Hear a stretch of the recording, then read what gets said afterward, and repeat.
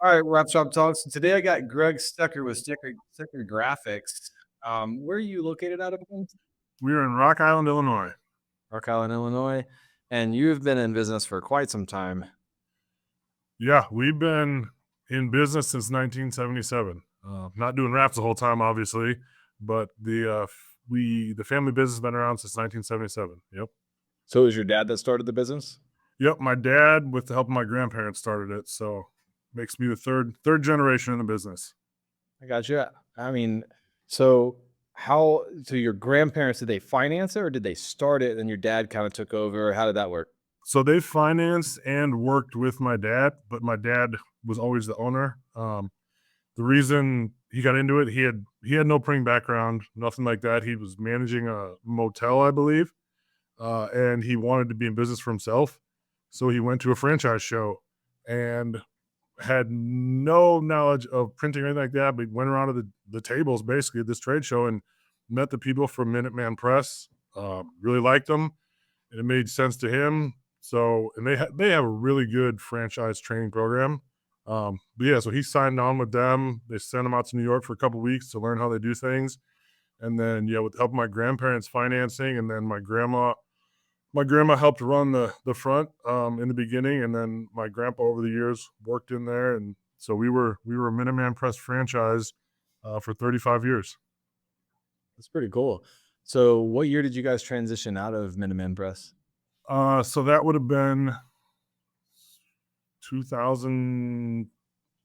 What's 77 plus 35? Right. 2012, I think. Um, we had started getting into wraps before that, but they usually do a 25-year agreement, and then we did an additional 10. And so nothing really changed for us except the name. We just went under our name, Stecker Graphics. And we had already started transitioning out of doing offset printing, digital, quick printing, basically copies, all that stuff. We still do some of that stuff. But yeah, right around 2010 or so, I think it was when we started getting into vinyl. Just Yep. started out with doing cut vinyl and stuff, and went from there. I got you. Yeah, I mean, that was a big business back then, though. I have a Oh funny yeah. story for you. I did offset printing in high school, and I Mhm. shipped a bunch of contracts that were like like carbon copy, like Oh the yeah. 4-page deep packets, but I didn't Yeah. separate each vertical stack and just put them in. And so whenever the customer received them, they legitimately were like splits Just together. all over the And place. and yeah, it ruined the whole thing. It was a big deal and Oh yeah. legitimately had to reprint everything. My boss was not happy. No, I'm sure. Yeah, I mean, they used to teach there used to be offset printing in high school in some places. Mhm. So when I started working in the business in 2003, 2004, that's what I was doing. I went in there and started running an offset press. Yeah. It's I mean, it was a big thing back then. how long was your unit? Like the offset press printer? It was just a two color. So Man, it wasn't a real big one. we had a 4-color. It was like Mhm. 40-foot long probably. And when you got a paper jam, it was like 60 copies you had to go Oh chase yeah. down and you're like pulling all these levers and Yep. I hated that machine. Yeah, I mean, I look back at it, I'm like, man, that wasn't that bad really. But when I was doing it, I was like, this sucks. Mhm. Looking back, I'm like, it was simple, really. I mean, kind of compared to some of the stuff we do now, Mhm. printing that kind of stuff was real simple. Yeah, it was volume. Like Mhm. Yep. I always hated we it had the machine that we worked on actually had the ability to do magazines. Okay. And it would it would crease it and staple it in the middle and Mhm. everything for you and kick Yep. it out as like a finished catalog. Mhm. And man, that dang stapler would mess up all the time or Oh something yeah. would like be off in the design itself. Cause like building catalogs is actually pretty difficult in my opinion as far as like setting up the templates and stuff. So Yeah. Yeah. I'm not a fan of that industry personally, but I Yeah. was only 18. We've moved on quite a bit. We still do some digital printing, but we've definitely moved on from the offset. I gotcha. So, and then you basically continued on with general signage and then vehicle wraps as well, correct? Were you guys already doing pretty hefty signage during the offset printing days? Actually, no, we weren't. When we were with Minuteman, they were really focused just on offset and digital printing, just the sheet fed stuff, not even large format printing on paper. And so the signage came when we started doing vinyl, actually. So that part is built up. So we do more commercial signage now than we ever did, 15 years ago. It all kind of just came together. It started with, "Oh, okay, I can get a banner. Oh, how about can you put this simple sign on the front of my building," and grew from that. Yeah, can you do my monument now? Yep, exactly. Yeah. And you start So looking it at is those numbers and you're like, yeah, I think I can for 20 grand. yeah, I mean, they're definitely big ticket items compared to, you know, walking copies, that's for sure. hmm Yeah, I went down that path. Permitting was just what I was not a fan of. Yeah, I mean, it can be difficult. We try and keep pretty simple and in most cases have the client actually get the permit. We provide them the drawings and all that stuff, but we have them do it in their name and it seems to go pretty smooth when we take that route. I wish we could. Maybe it's because Florida's a hurricane state, but we could not. We had to actually be licensed, and Yeah. that was always the hardest part is you needed somebody to sign off for you that you were competent. So the signage didn't need a contractor's license. Mhm. You needed what was called a certificate of competency at Okay. minimum. Even for 4x4 post and panel signs, you need a certificate of competency that said that you are competent to install signs. Wow. Yeah, it's definitely not that complicated up here. Yeah, I think it could be the hurricane sign code because I think our engineering specs when I was doing signage was like 120 miles sustained, Mhm. like was what it had to be built for. So like I think I did a 4x8 monument sign that was a simple sign for a surf shop one time, and I think we poured 2,000 pounds of concrete for that sign. Wow. It's crazy. Yeah. So it was a lot of baggage. I wasn't a fan. I like wrapping cars. Yeah. So, so at what point did you kind of like, cause so did you grow up in the business or did you go out and do other things and then come back? No, I haven't done much other than this. I mean, as a young kid, little kid, my grandpa giving me $10 to put labels on mailings and stuff like that. It's pretty much all I've done. I went to college for a couple years after high school, but then as soon as I moved back, it wasn't always my plan to do this, but when I came back, it's like, hey, here's a job, a good job, and a future for sure. I thought I wanted to be a lawyer, but I didn't want to go to school for that long. So Right. Let's be honest, you were never a little kid. no, no, for You're a sure. big dude. Yeah. A young Yeah. person, you want that? There you go. When he was a Yeah. wee little lad. But all right. And then what year did you take over then? Like how many years were you in the business when you kind of became like the main guy? So I've been running the business since probably 2012 for my dad, just as the manager for him, where I actually bought him out, took over the business in 2020, which was a terrible year to buy a business. uh, I bought it in April hit and everything in the world was shut down. I'm like, what am I doing here, man? But no, since this is my fifth year being running, owning everything. My dad still works part time when he's here. He works a couple days a week. But yeah, I mean, we for a while we had two shops, so I was kind of running one shop where we were doing all the wraps, and he was still at the original shop doing the offset and digital printing. And then about 8 9 years ago, we bought a larger facility and combined both shops. We actually found an old car dealership, which has turned out to be a perfect setup for this kind of business. Yeah, no, I like there's been a couple of shops. There's a place in California I went to called like One of One, Mhm. and it's an old dealership. And man, the way the layout, Yeah. way they can move their cars around. They have like a disassembly bay in one spot, Mhm. and then they have like the lane where like for like the service. And that's where all the tent came in. And then they had like their general workshop for like their PPF projects, and all the floors were panned with drain holes already. It was Mhm. crazy. Yeah. Yeah, I mean, I wouldn't have built a building much different than what we found here. And it's very hard to find someone to take over old car dealerships, so, we got a pretty good deal on it too. Well, that's the tip of the day. If you're looking to expand, buy an old car dealership. Yeah, exactly. But did you find it outside of the COVID? Mhm. Was it a shock taking over the business entirely? Like, was there anything unveiled to you from manager to owner? I don't think a lot other than the sense of responsibility for everyone there. I mean, for the employees and, frankly, the legacy of our business.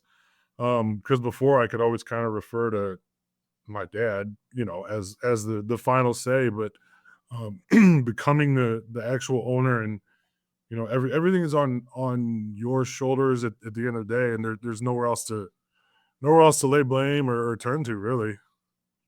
Yeah. When you took over, how many employees did you guys have at that time? At the time, 4 or 5. Or Yeah, yeah. because you have how many now? So 8 now. 8 now, but you also just trimmed some too. So I think you were closer to 10 and then trimmed back. Yeah.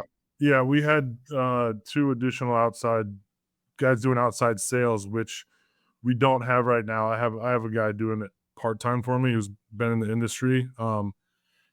You know, I don't know if I wanna add a bunch more of that right now or not. I recently had this conversation, and I'm pretty comfortable with where we are, and we'll get to why that is here in a little bit, but, like, I'm comfortable with how things are. I feel really good about it right now. I mean, we always wanna continue to grow, but I'm not I'm not pushing it too hard. I mean, the employees are happy. We're not overworked. Everyone's staying busy. We're making good money doing this, and so, um, I don't know how much bigger I need to get or want to get. Mhm. Yeah, I mean, that really comes down to the vision of like all encompassing with the team. Mm, Um, if your team's incredibly happy, then like, is it, you know, it could be fine. I mean, that's the thing about that answer of scaling a business is there's no right answer. mm. But you guys are doing a lot. So I mean, it's not like you're doing a little with these 8 people.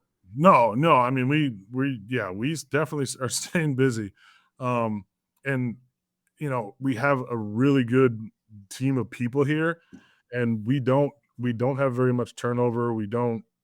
Um, I'm not out looking for people all the time, so I mean, it's really solid and works really well, and it's smooth, and I mean, I think it feels good for everybody.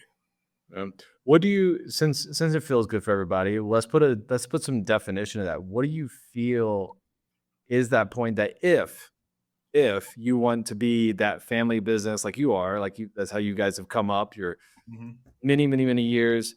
Um, at what point do you feel is that pivotal point? Because like 500K is too small, right? Mhm. And we don't need you to necessarily discern what your revenue numbers are, but like if you were to give a range of like between here and here is a spot that I feel is kind of a sweet spot if you're driven, but Mhm. not like a masochist of like wanting to just go through pain and turmoil of keep busting through ceilings. Yeah, I mean, I think for us, for the size of the amount of people we have here and the size we are, I think, between like 1 million and 1.5 for me is a really comfortable range.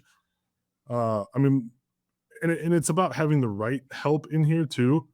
Um, I mean, I we were doing half the business 4 years ago, and I was working 10 times harder. I mean, Yeah.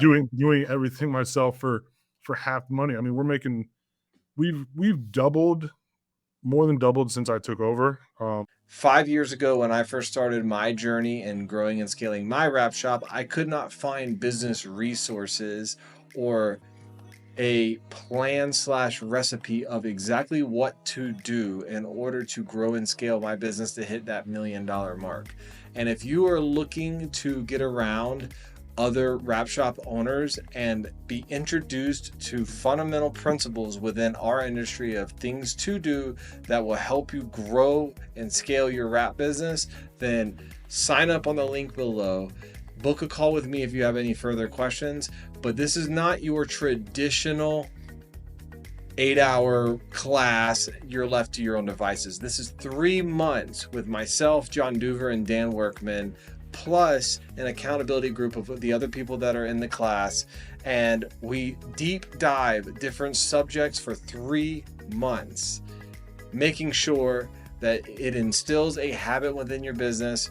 We identify problems within your business, and we actually help you grow and scale your business. This is very important to us. So again, if you're having trouble scaling your business, sign up below. Back to the podcast. Like I said, going into 5 years, and this last year, especially these last few months, has been a huge change in the workload and the stress level for me. So I mean, I'm not saying we won't continue to grow. I mean, it's always good to keep growing, but Right now, you're just enjoying it. yeah, I'm trying to enjoy it. My kids are busy as hell. We got a lot going on, so I don't want to push it. I don't want to push it too hard right now, really. Well, one way that you can do it, and this is kind of where I'm very driven personally, but like at the same time, I've actually kind of walked away from my wrap shop in a way.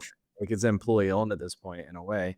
So I've put a timeline on it for certain goals, but it's only going to grow at the rate that they're willing to put into it. Mhm. But they're also the ones being directly awarded from it, because like I'm not necessarily taking a very large salary from it. I'm only taking dividends Mhm. as the leader. So that way everything else is being allocated to them to perform. Yeah. So it is creating opportunity for them, and they're able to do things. And you recently just picked up a person that's going to be potentially the person driving the business forward. Mhm. Probably. Yeah. Back in, I believe it was end of October, I hired an operations manager, which was a new position here. I mean, up until then, You were everything. just doing it. Well, that's what I was getting. Yeah, it was me. Everything ran ran through me. I ran all of that, and I mean, after talking quite a bit with you about this, and taking the risk and hiring that person, it has changed a lot for us over even just the short. I guess we're at 4 months that we've been doing this. But it was a huge step, and I had never thought about it until 6-8 months ago. Never even crossed my mind as the owner that I would want to give up that control and the responsibility, frankly. Yeah, and you still have the ultimate responsibility, but what you do is you don't hold everybody accountable. You hold one person accountable that keeps them accountable. Yep. Yeah, exactly. I mean, it's having, it's almost like having a partnership with someone. I mean, she is responsible for a large amount of stuff already, and I don't. There's just a whole part of the business that I don't have to worry about now, where I can focus on the efficiencies and the things that we're doing on the production side, and she is like the front lines of dealing with the customers and jobs coming in. And it was scary at first. I was skeptical at first. I'm like, there's not going to be someone that can do what I'm doing. That in my mind, I've been doing this for the entire time, and things are done a certain way, and I don't think at the time I was thinking to myself, so I can't just bring someone in and have them figure this out and understand this. And I mean, I was wrong. Yeah. So, and this person, did they come from the industry or did they come from outside? Outside. I did not even really consider someone in the industry, and through the process of hiring, and I don't think I even had anybody in the industry apply, because I don't think there's a lot of people, well, particularly doing that job in our industry. I think the people that are doing that job are the owners of the businesses. And so I was looking for someone that, I mean, was organized, is good at communicating, good at working with other people, taking responsibility. So I was looking at applicants that had experience running offices or teams of people. She came from a background of working, managing in a construction company office, dealing, you know, and I thought, well, if she can deal with that, yeah, this is easy compared to that. I agree. I actually, until you said construct, I didn't know that they came from construction background, but like any form of super or controller from a construction background is actually a great person because there are so many moving components and it's fast. Like things change so fast in the construction world. Like we think our process can be complicated. Like their stuff can get really jacked up. And so I think that's a great avatar of a person to put in as like a controller for your shop, or not a controller is more of an accounting person, but a operations manager for the team Yeah. handles logistics. So, during that process, you and I, like when we first started talking about that position, we were like, who do I even hire? Like before we even got to that. Yeah. And I thought it was pretty cool that you basically had the avatar of the person that you wanted. It was somebody that you worked with. A lot of people don't consider like looking at what resources you do have. And I was like, well, is there anybody that you work with that you really like? And you're like, well, there's this one person that works with this other company and they're Yeah. killer and I would love to hire that person. I was like, well, you obviously can't because that's Right. unless they like quit for a period of time and then got hired because you do so much work Yeah. with them. But you don't want to mess that relationship up. But you ended up going to that person, take them out to lunch, Yep. said, tell me about your experience coming into that company. What were the pitfalls? What did you love about it? What did you hate about it? And you created an identity, essentially. Yeah, I forgot about that part actually, but yeah, there's a person at a company that we do a lot of work with, and she's in that role that I saw her as if I had this person like that's what I need. If I had this person that would make my job so much easier. And how did she get to be this person in this position? How did she, go from, and she'd been in that company for a long time. So yeah, we went and had coffee and breakfast, and she knows our business because she works with us. And I'm like, and I just said, where would you, if you were in my shoes, where would you look to hire a person, and what kind of person would you hire? I said, because I see what you're doing, and to me, that's what I want in a operations manager. And so yeah, just spending an hour with her talking gave me a really good idea of what she does, for that company, and that allowed me to create the description, the job title, the for the person that I wanted to have here. So reaching out to her was a huge thing, which, like I said, I never would have thought of, but until you suggested it to me, actually, I'm like, Oh, yeah, did you- why not just ask? Yeah, I mean, because we don't have to be amazing at everything. We could just like if you see somebody that is something that's better than you at something, Yeah, just talk to them. What would you have if you were the one doing it and put themselves in your shoes like you did and get you at least halfway there? That's a Yeah. huge jump. hmm There's certain angles that you might not have considered on that job description. And there could be some underlying things that were unknown to you. yeah. I mean, I wasn't even thinking of what I ended up with is not what I had thought I needed. Like I thought I just needed more installers, or whatever, and I could still run it. And sure, I could have hired more installers to do more of that stuff, but hiring someone else to take that responsibility and being able to talk to someone who's in that role, because her role, she has 6 other managers under her. So she's just below the owners of that company. And so it was great insight. And I mean, just being able to see someone like that, and ask them for their opinion. And she loved it, by the way. Like she loved that I was asked, like that I reached out to her and said, hey, I see what you're doing, I really like it. How do I recreate that in my business? And she was immediately like, yeah, let's get together, talk, I'll answer any questions you want. And so it was great for both of us, I think. Yeah, because I mean, naturally, we love to hear other people like see you, hear you, and appreciate you from, even if it's from afar or from a different company. So, what you really did that you didn't realize, and I think I kind of had an undertone towards this, is you also hinted at the fact that you're looking to grow. And if there was ever a problem, you did not scalp that person, but hey, if there's ever an inkling you need a job, Yeah, I got exactly. you. Yep. Yeah. So you're just kind of networking for future people. Steve Jobs, all of his A players that he hired, it took him 16 months to bring him on. Mhm. Yeah, and I don't think there's anything wrong with having those relationships. I mean, a lot of people don't want to talk to their competition, other people in the same city or the town, and they're scared to do that. And I, we kind of are in our own little bubble too here. But once I started doing that and reaching out to her, and there's been a few other instances I think where we've worked with people that we wouldn't normally have in the past, and I think it only helps our business. I mean, it helps our industry. I didn't.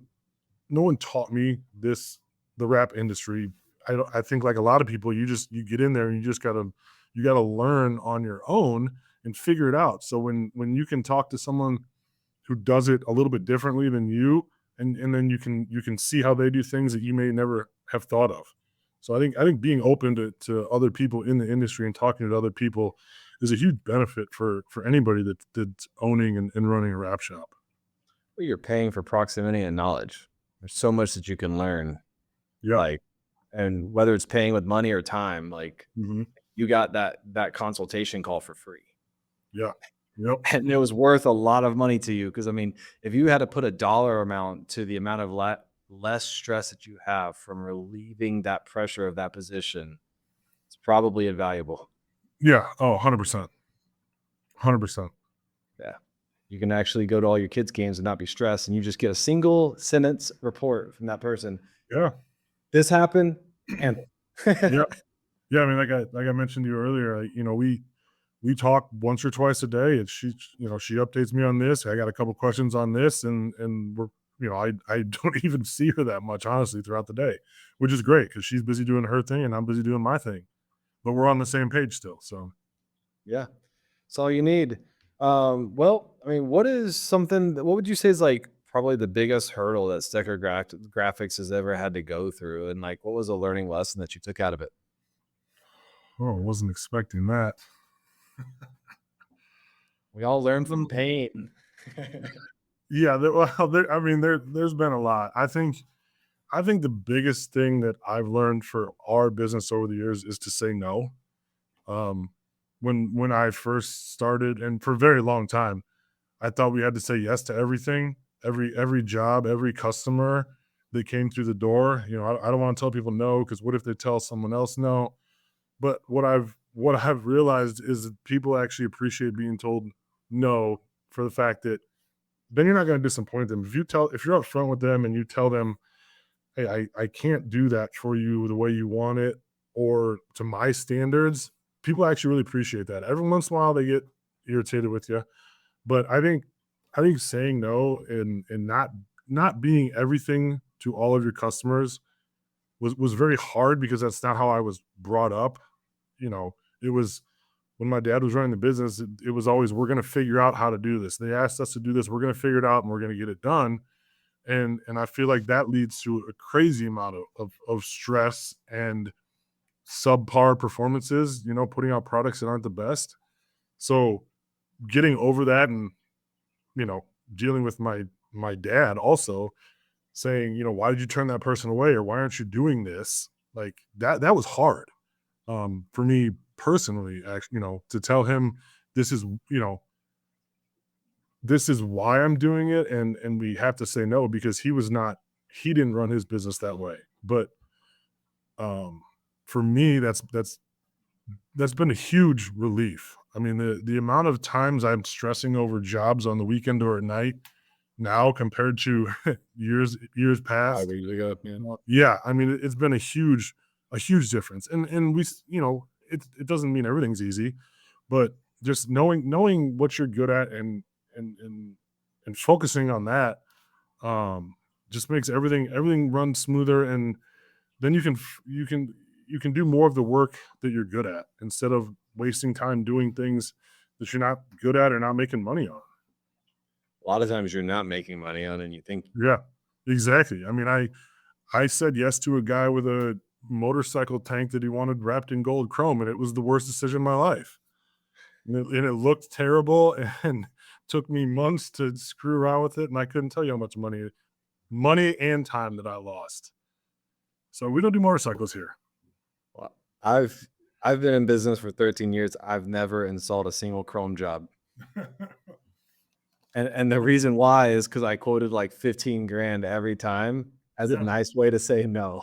Yeah, yeah, yep, yeah. I mean, everyone here knows now if someone calls and wants a motorcycle or chrome, either one, we just tell them no right away and refer them to someone else in town that does it.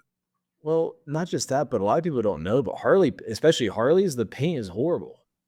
Bikes are fantastic, but the paint for putting stickers onto is bad. Like it pulls off those canisters all the time. I've never touched one of those either.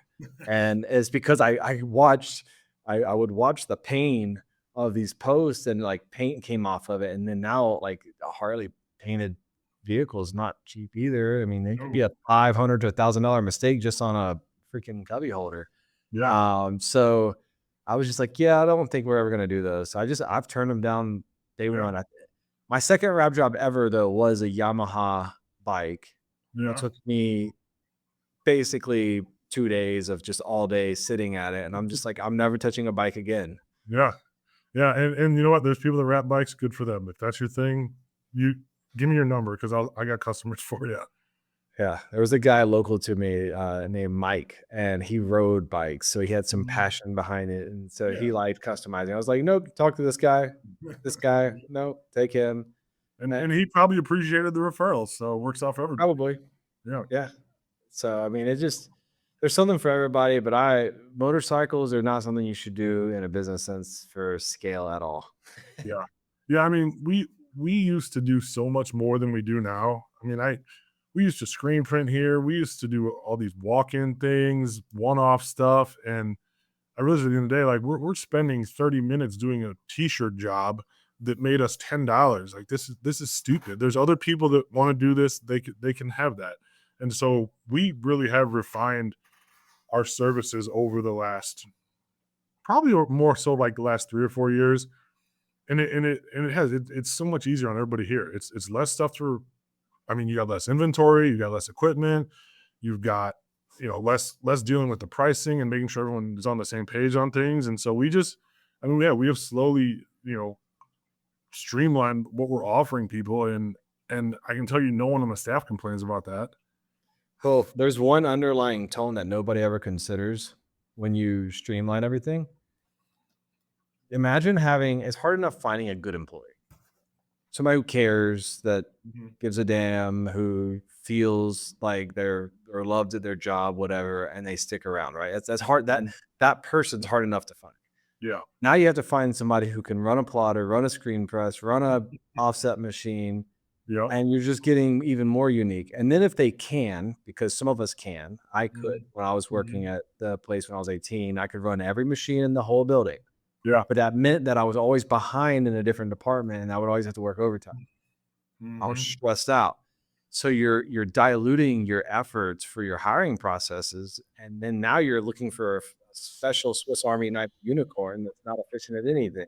Well, yeah. And how do you replace that person when they leave? You can't. And then you get like me, because I had one, and I kept them for 2 or 3 years longer than I should have, only because I was bent over the barrel because I needed that Swiss Army knife. Yeah. So having less offers helps you with your marketing assets, meaning like you don't have to market in so many different streams to be confusing to the end customer, but you also have a smaller, tighter, leaner team that are killers in one thing, then spread out over everything. Yep. Yeah. And that was very hard for us because we've been in business so long and done so many things. And I mean, we saw people coming in looking for envelopes, and I'm like, we aren't printing envelopes. Well, you did my envelopes 15 years ago. It's hard. Yeah. And I mean, just because we've been in the same place, downtown Rock Island, for that we're at 47 years. And so people expect certain things, and it can be difficult to tell them no. But you know, at the end of the day, we gotta focus on what's best for all of us here. And you know, That's probably the hardest part of growth when you start shifting away from the people who got you here sometimes. yeah. Like that's a you don't understand until you go through it, but like, you know, and you got your couple of customers who are like your OG customers that Yep. are like year ones, you know, they've supported Yeah. you forever. And Yep. then you have to look them in the face and say, "Hey man, I'm sorry, but like we ain't that shop anymore." Yeah. And It's- that's hard. I mean, I've had some of the who was it? It was Austin Cook with the Tinstitute though that changed my mind on this. Mhm. They should want you to succeed and change. Sure. And so if they're really your customer, then those are the ones that you keep. And the ones who want to hold you down are just crabs in a bucket. Like you're trying to crawl out of the bucket to succeed. And they're Yeah. just like, nah, man, come back down here with me.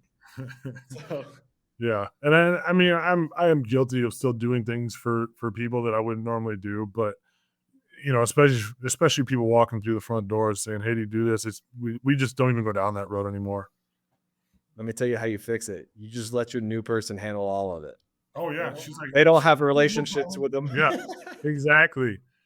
That's what it always is. She's like, I got no problem telling them no. You just tell me what you want to say. Yep. I'm like, all right.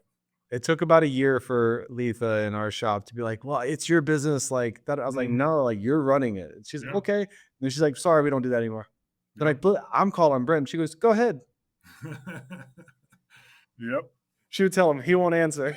Yeah, 'Cause exactly. My, Yep. my phone loops back to the shop. Like, so, so, you know, it's that's how a lot of that blockage or baggage is our emotional attachment to it. Mhm. Yeah. And so putting that person there for you, there's no more emotion Mhm. because they don't care. Yeah, And yeah, they don't have the history with the people, so I mean, they just, and it's easier for that person too because it's like it's their, well, one, it's their job, and it's not their, they don't have the 40 years of history. being connected to this thing, so they're like, hey, you tell me we don't do that, okay, no problem. I don't. She doesn't care. Yep. You, if that's what I say, she's not going to argue about it. She's like, okay, you told me that, we're good to go.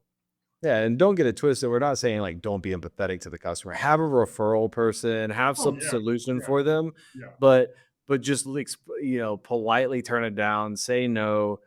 This is why, like, Mhm.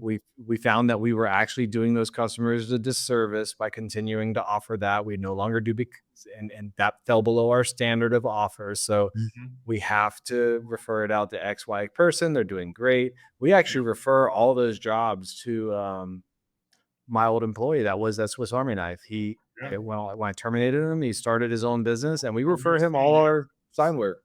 That's the kind of guy that's gonna go start his own business if he's got those skills. Mhm. It really is. And one easy way for telling people we don't do it is, oh, we don't have that equipment anymore. So That's a great way. that's that's what I was. Oh, sorry, we don't have that equipment, or they don't service that anymore. So sorry, Mhm. because they can't argue with that. Well, I mean, you're a kind of cool person to ask this question. Being that you've been in this industry so long, Mhm. what would you say was the biggest pivotal like technological advancement for like what you witnessed in your experience? Over this entire period, it would be digital printing. It would be the directly from your computer to producing something, as opposed, I mean, it applies with the offset printing, the digital printing, where you're not making plates anymore, but also, you know, you used to make banners by cutting out pieces of vinyl and sticking it on there. Now you put a roll on, you literally just click print. I mean, I would say that is a huge change. Would be the digital side of it. I mean, everything was so much, the production of the stuff was so much more labor intensive, and now the labor is in the finishing, but it used to be in the first, it was, I mean, all the way through, you know, setting up offset printing and all that stuff, and setting, you know, cutting vinyl and weeding and taping and doing all those other things by hand, whereas now all that work now is done when you're actually installing a wrap. Right. Um, where do you guys think you're headed to in the next 4 or 5 years? I know that you said that you guys are like enjoying, like revenue wise, yes, you're enjoying where you're at, but what do you guys feel like? What are some of the forward thinking goals? Like, okay, cool, we're gonna bask in this for a moment. We went through Mhm. pain and hell and craziness between COVID and election and all this nonsense. What do you think's on the horizon? Um, well, one thing that I'm working on, and this is something that isn't necessarily growing my specific business and something I would not have had time to do before, but I'm working on an internship program, apprenticeship program with some of the local schools. And so we're trying to work through that to get it compliant with the education department so we can actually have apprentice work here that counts towards their graduation and stuff. I'd love to know if anybody else knows about that stuff going on, but We had one. That's how I got kind of into what I did. Is it was called DCT. I don't Mhm. remember what it stood for, but I only did it because it got me out of school and I could work, make money, and then get a grade for it. But Do I mean in a uh, rat business? wasn't for a rap business Right. specifically. But I did granite counters. Is what I did. Yeah. I was Yeah, polishing and they counters. have it for certain things, but they don't have it for the wrap for this. And so there's one of the schools we're trying to work the auto body um, angle, and we think we'll be able to do it by the time the school year starts next year. But other than that, I think our my business's continuing shift to wraps, because like I said, we still do a lot of the other the paper stuff, but it's less and less. And I think focusing on the wraps and growing that part of the business still and educating people, that's one of our biggest challenges, is educating people about not only wraps in general, but that we do them. We still have people that think we just print business cards. And so continuing to grow that part of our business, which is, probably now on average 60% of our business. Um, I think it ends up shifting 70, 80% in the next few years. And just I want to keep focusing on putting out as high quality of product as we can here. I mean, that's what's gotten us to where we are now is a high quality of work and standing behind it the whole time. Whether, not not leaving customers hanging. That's why we've made it so long. And so I think continuing to focus on the wraps and improving our performance and growing that part of the business and expanding that, because that's where I see the future of our industry is not in the stuff we used to do, the business cards, digital printing, that stuff that gets smaller and smaller every year. So we really have to focus on the wrap side, I think. Gotcha. Do you think there's gonna be any advancements on the wraps anytime soon for like digital? Like the next, because what's crazy is you've actually seen like massive changes in the industry. A Yeah. lot of people haven't. I was fortunate enough to be kind of like right at the beginning of that UV. So I didn't Mhm. my company I worked for still had the Gerber edges and stuff. So I'm aware Mhm. of that technology, but I wasn't using like a cassette to change my font and stuff. Yeah. Yeah. But we also had like a ton of Mimakis and we had an 8-foot Vutek and all this stuff. We had 3 of those. And we were doing quite a bit of stuff, but like I'm curious about some of those panels they have for cars now, where you can almost run like an LED display. Yeah. Yeah. I mean, I think that I've also seen those printers that are going to print direct onto walls for you. You know, that could replace wall wraps. I think I've seen some of that. And I think just materials getting easier to work with for installers. I think that's good for everyone. That these companies are still trying to keep improving their materials. But I, you know, I the one of the reasons we got into doing wraps is because long term, I don't see anything truly replacing that. Yeah. I mean, you're never gonna order your wrap on Amazon and install it yourself in your garage. Like it's just not gonna happen if you have a business. So to me, this is that thing where there's always going to be a need for this. There's not always going to be a need for some of the things we used to do. I mean, we used to print thousands of newsletters a month. We print zero newsletters now. Now they're all in your email inbox. Yeah, exactly. Everything is done that way. So that's what I mean, that's one of the things I really like about this industry too, is you're always going to have HVAC guys that need their vehicles done, and they're going to come to you. There's always going to be a need for these things. So I think that's what's great about our business. So I don't think it's going anywhere. Yeah. I mean, that's why we added that upfitting component was, and you actually alluded to this when we were talking. You're like, actually, that makes sense because that business is older. Yeah. Like they need their shelves and their ladders. Yep. Pure zone. Exactly. Yeah. I was like, I hadn't even thought about it like that. Yeah. I mean, there's certain things that just aren't going to go away. And I think that's one of the things we're very fortunate in this industry that it's only growing. It's not getting smaller. The more people are educated about this stuff and the more they see it, I mean, I can't go hardly anywhere without someone asking me for a card because they see my car. You know, I literally went to the fish store today and the lady's like, "Is that your car out there? My husband talking about getting a wrap." And so more and more people are seeing it all the time and more people want it. Gotcha. What would be a big piece of advice that you would give somebody in your shoes, let's just say 7 years ago? 7 years ago? Yeah, because it's like, but right before you picked up the ownership, it's different whenever like your mindset probably shifted by the time you actually took over. So that's why I went back 2 more years. Yeah. Man. I think the most important thing that I did back then was do it the right way. I mean, don't go cheap on things when you're installing wraps, when you stand behind your work. Don't hang people out to dry. Don't Once you get a bad reputation for that, you can't fix that. So that's probably one of the biggest reasons we got to where we are is you put in the work. If you screw it up, fix it. I mean, don't try and hide things from your customers. So yeah, so at that time, that was when we were really getting things going with the wraps. And the reason was, you know, I kind of saw everything kind of come to fruition a few years ago. And when I sat down and I was like, it was when we hit $1 million. And I was like, this is what I've been talking about for the last 10 years. And we finally got there because we did things the right way and we stood behind our work and we put out a great product. And you can go around town and ask people in the industry and other shops, and 99% of the time they're not have anything bad to say about us. And we don't say anything bad about our, other people in the industry as well. But it was kind of an aha moment when we hit that 7 figures, and I was like, we kind of made it, and this is what it all had built up to. Did you feel any different when you hit $1 million? Yeah, I did. You did? Yeah. I mean, I felt like, I really didn't think it would happen. Like Really?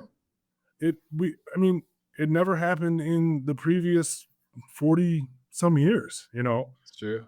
and it seemed like a very lofty goal to me, especially starting in 2020. And I'm like, jeez. Well, I But- think there's an important lesson in that where like it could be parenting. This is all about business, obviously, but Mhm. like, your dad, were your grandparents entrepreneurial at all? No, not other than this business. Okay. So then your dad was basically like the pioneer in your family. Yeah. And I think some people are the pioneer in their family right now. And they've never, and like, cause I've talked to a lot of people and they kind of compare their situations, to other people's situations. And like, in reflection, I actually grew up in a very entrepreneurial family. I mean, I grew up 5 years old in a video store, like taking money from people, and people try to short me. And I'd be like, no, sir, it's 268. Like, and I didn't realize how valuable that was. I think we take it for granted sometimes, but like your dad did the best that he could, bootstrap it and pioneering this thing together to the extent that he did. And that's why he said yes to everybody. Yeah. He didn't have mentors, and that those days, nobody talked to nobody. No. I mean, there was literally another Minuteman franchise not that far away, and he saw him as the competition. I'm like, yeah, don't talk to them, don't work with them. But yeah, I mean, I was fortunate that there was a great base here when I took it over, and I think for a long time I thought, that my dad was kind of holding me back. Like I thought I was ready to take over the business 15 years ago, but I don't think I wasn't. I mean, I thought I was, but I wasn't. And him I mean, him making me grind it out like he did is why we're here today. I mean, if he would have just said, okay, yeah, take over, whatever, you know, when you hit 25, business is yours. I don't think it would have worked. I mean, Yeah. and it got to the point where we would argue about it, and it got to a boiling point a few times, but I think in the end it was worth it, and now he gets to come in and enjoy himself and do as much as he wants in a business that he built, and Yeah. I think it's been great for both of us, and making me wait and put in the work. I think made it so we can be where we are now. Yeah. I there's a spot I didn't really go into it at the moment, but I thought about it as we continued. And there's a guy that I know that's in one of the mastermind groups that I'm in. He's only 22, 23. He's foreign. Second, like, so his dad was the first generation into the United States, and I think they're Bosnian, um, or something along those lines, or Czechoslovakian. I don't know. He's a monster though. He's a big old boy. And his dad builds counters. He got into countertops. Okay, so he started his own business, and like hearing you talk about this kind of reminded me of this story. And I just wanted to share for anybody that might be in kind of a similar situation, either with a mentor or a dad or something like that. There comes a point where you possibly outgrow your mentor, and like you kind of had outgrown you. As someone, he got you to that point, but when you took over and you started saying no, obviously how he did it got you guys where you're at, but how you're doing it now has dramatically improved it to the next step, just because you have more access to people. Maybe you were more tolerant to opening up to other people. All kinds of different things can play into this. And there was a situation where he actually was starting to succeed more than his dad, and he still lives at home. And in their culture, dad is everything. Yeah. And he's like, I really struggle with this because like I owe everything to this man. Yeah. Yeah. He got me here, but now he's upset that I'm succeeding. So do you think that now, like looking like right now, if your dad was in this ring, you think your dad's pretty proud of where you got in it? Oh yeah, 100%. Yeah. Like He is it doesn't further say than it to me, but he says it to everybody else. he'll never tell you that, because like No. your dad came from the same era as my mentor, where like what did he say? He said one bad job will defeat 10 attaboys or something like that. Like, like, so I Yeah. think I maybe got a good job out of my mentor 3 times in 7 years, and I could just about name the dates of them. Yeah. Yeah. No, I mean, I know he's proud of where I've taken it. And he's happy because I mean, he sees it as his life's work. I mean, really. Yeah. That's his legacy in his mind. Absolutely. Yeah. Yeah. And so I think he's proud of it. And I think that's why he still likes to come down a couple days a week and check on it. Make sure we're still doing things right. Make sure the baby's okay. Yep. That's awesome, man. It's cool to hear. Well, I mean, I can't think of any more questions right off the top of my head that would be incredibly productive, but I think it's awesome what you've done since I've met you. Cause I remember when we first talked, like you weren't necessarily unhappy, but you were like going through it. Yeah. Yeah. I mean, there was the stress level was very high, and it was one of those things. Like I didn't know what the next step was. I didn't know where to go, but I knew something had to change. Yeah.